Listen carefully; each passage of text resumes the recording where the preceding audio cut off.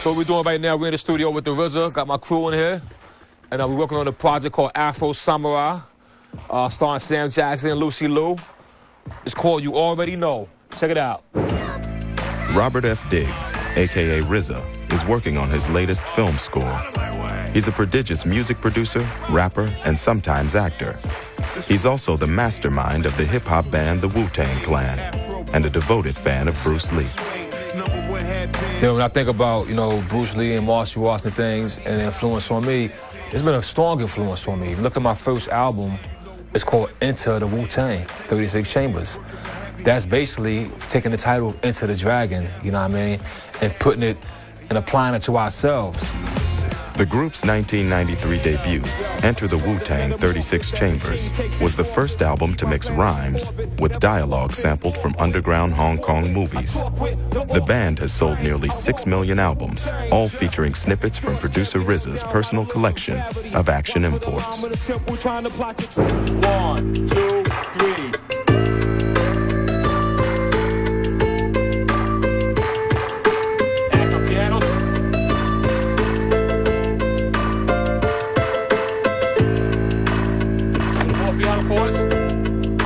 As well as being influenced by Bruce Lee and Kung Fu movies, RZA says there are also parallels between the improvisational nature of rapping and martial arts. I come from the era of hip-hop where people would battle each other on the subway trains, in the school bathrooms, on the street corners, and it's almost like a martial art fight. You know what I mean? It's like a martial art fight, actually, because you're flowing, you're throwing your best weapons, which are your lyrical weapons, and you're trying to defeat this guy by saying the most wittiest thing. Bruce Lee has a tremendous influence in the culture of hip-hop, because it's really taking an ethnic icon and reappropriating this ethnic icon to your own ethnicity and to your own sort of outsider culture. Bruce in the martial arts world is a virtuoso. He's constantly improvising. It's like Miles Davis with his hands and feet. And that's what hip-hop does, is improvising. You're freestyling on the mic. Improvisation in Jeet Kune Do can be mirrored by broken rhythm.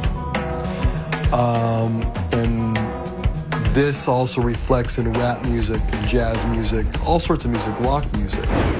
Improvisation lies at the core of breakdancing, where dancers are continually adapting their moves. This Brooklyn-based New York dance crew specialize in a dance form called uprocking, which mixes salsa, the hustle, and action moves, which were added to imitate a fight against an opposing dancer. The leader of the crew is Ralph Casanova, also known as King Uprock. He says Bruce Lee was a big influence on their dance style. Rocking started in Brooklyn, where a lot of guys were gang members. And b-boying was really popular in the Bronx, where they were doing more of the backspins and stuff like that, acrobatic moves. See, everybody was watching Bruce Lee and learning different dances that they took something of him and added in the flavor of the dance they were doing. After the launch of Enter the Dragon in the 1970s, dancers were quick to replicate Bruce Lee's kung fu moves and incorporate them into their dances. Across America, numerous different dance styles emerged, known to most today simply as breakdancing. And a lot of karate moves had like windmills and backspins, which they didn't call it that, but we used to watch all these moves and just take whatever we saw and add into breaking and rocking and other dances.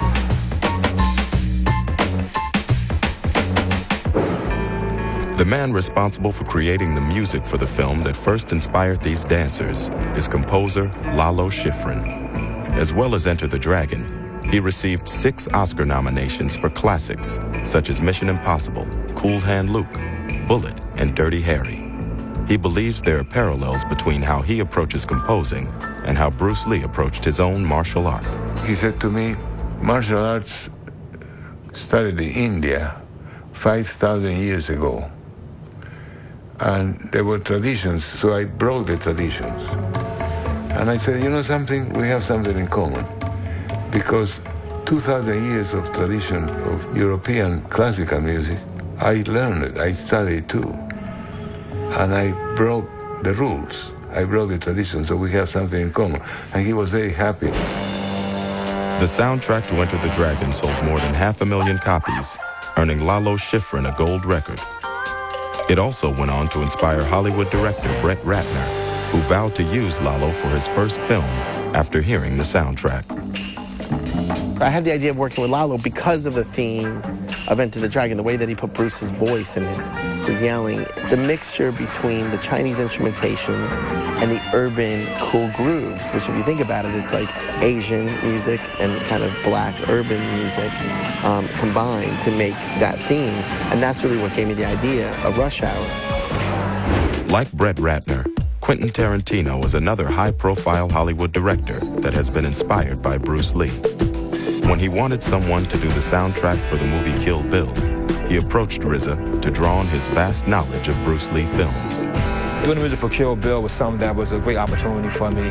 I'm a hip-hop producer, and Mr. Tarantino was a Wu-Tang fan and actually become the first composer he ever hired. And we actually met like two guys throwing out baseball cards, naming Kung Fu films, who knew the most films, and we became friends. Like RZA, Damon Albarn from the British band Gorillaz saw Bruce Lee at an early age and was blown away.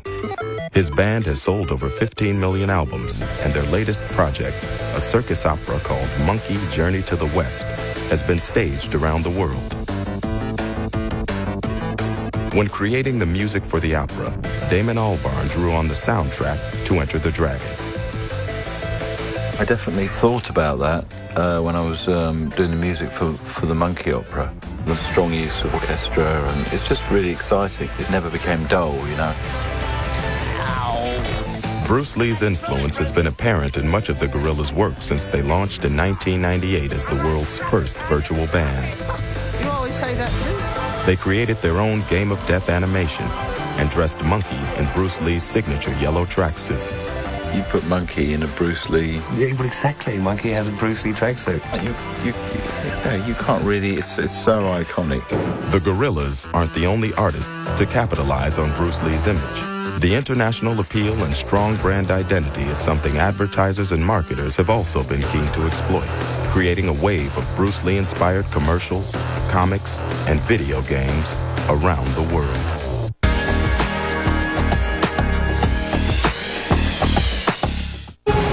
かつて地球を襲い、そしていつかまた地球を襲うであろうもの。Anything that's unprotected is going to die. 6500万年前に恐竜を絶滅させた巨大な小惑星が再びこの星に直撃した時、一体何が起きるのか。ディープインパクト、彗星が地球に衝突する時、今晩11時ディスカバリーチャンネル。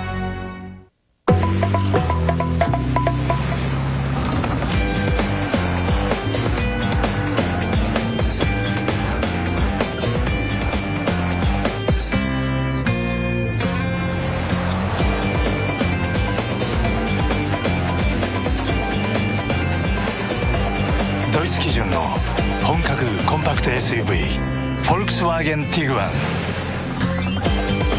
フォルクスワーゲン。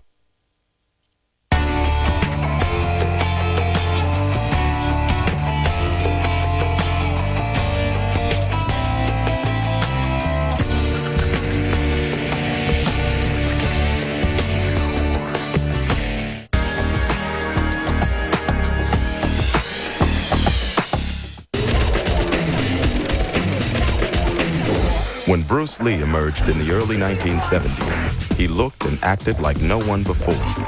A larger-than-life superhero who could never be beaten. Stan Lee is the creative force behind Marvel Comics and is responsible for creating hundreds of superheroes, including Spider-Man, the Incredible Hulk, and the X-Men. He immediately saw the comic book potential in Bruce Lee. You might say he was a superhero without a costume. And his superpower was really his agility and the fact that he fought in a way that we were not used to seeing. A year after Enter the Dragon was released, Marvel Comics created the character Iron Fist, based on Bruce Lee. Further Bruce Lee-inspired characters followed, including Shang-Chi and the Hands of Kung Fu. I'm quite sure we would not have done that book had there not been a Bruce Lee. I think that any character who in any way was a martial artist, you'd have to say that they owed their origin in some way to Bruce Lee, because he was the first one to make Westerners aware of that type of fighting and that type of a way of life. With the advent of video games in the 1980s, designers were quick to pick up on the same characteristics that had made Bruce Lee translate so well into comics. In 1984, the Bruce Lee video game was released, followed by a slew of others. These included Dragon, the Bruce Lee story, and Bruce Lee, Quest of the Dragon, as well as numerous other games which took their inspiration from the king of martial arts. Be water, my friend. One thing we could definitely give Bruce Lee credit for is his inspiration into the martial art video games. You will notice that there's not one martial art video game that doesn't have a Bruce Lee character in it. If you either go back to the Street Fighter series or to Mortal Kombat. Mortal Kombat was one of the biggest arcade games to come out, and who they got? The guy Lee Kwan, looking just like Bruce Lee. Bouncing on his feet, looking like Bruce Lee. Ralph LeMaitre is a senior games producer at the telecommunications giant Nokia. When the company wanted to develop a martial arts-inspired video game for their Engage platform, they turned to Ralph. I love Bruce Lee. That was the inspiration for the whole thing. I wanted always to do a martial arts game because I want to do something Bruce Lee-like. But translating Bruce Lee's dynamism and fighting style into a game is no mean feat.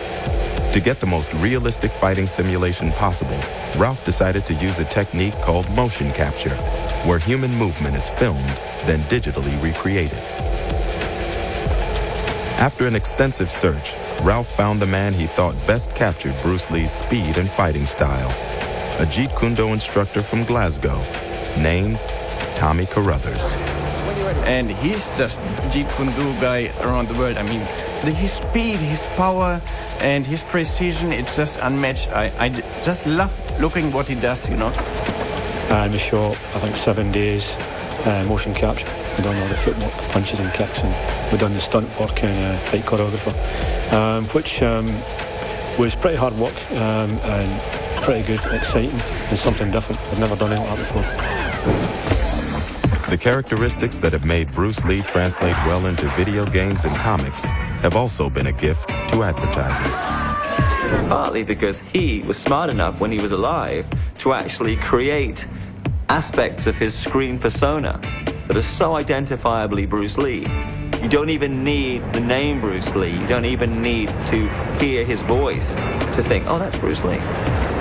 And with this instant recognition comes a set of values that people associate with Bruce Lee. Bruce Lee defines Kung Fu. If you want to reference sort of strength and sleekness and speed and power, Bruce Lee is shorthand for all of those things. What they're trying to sell is an image of perfection. Like, here's a guy who's really good at what he does, so my product is that good. So I can understand what they're doing. The Bruce Lee brand can represent many things. There are many characteristics that he had, many aspects to his personality.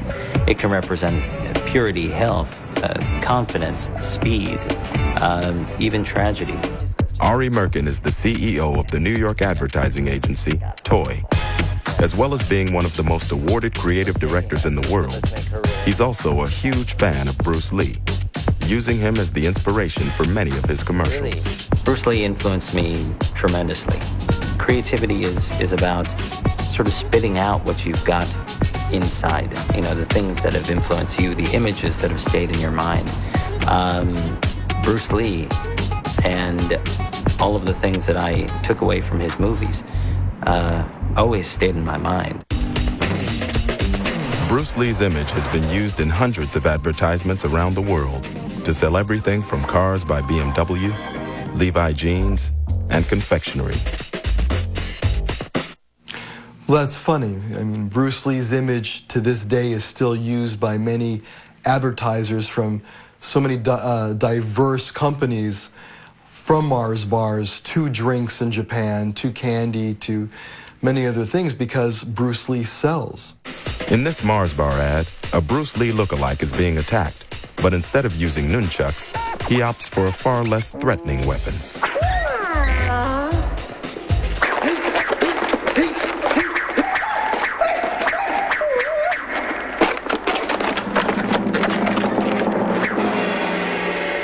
it's a very effective ad. It does step a bit into the parody territory. It pays tribute to the man and the brand with its sign-off, which is a delicate version of a classic. The ad manages to acknowledge Bruce Lee movies as classics, thereby elevating the brand, thereby elevating the product. It's a win-win for both. The Mars Bar ad is one of a long line of commercials that pokes fun at Bruce Lee's image. It's become okay to make fun of Bruce Lee a little bit. 35. So when you get advertisements like the Brisk Iced Tea commercial, in which he's fighting the Karate Kid, I don't think anybody's offended by that. It's fun. Brisk, baby!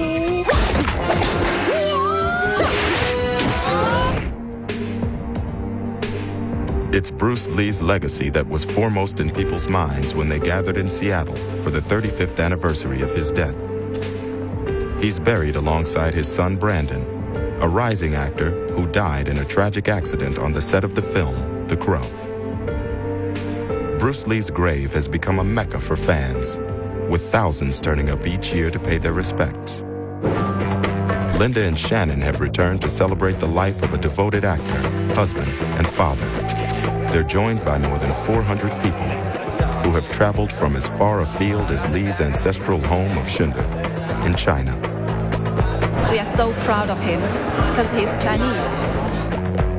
It's a weekend dedicated to Lee's teaching as top Jeet Kune Do experts perform demonstrations.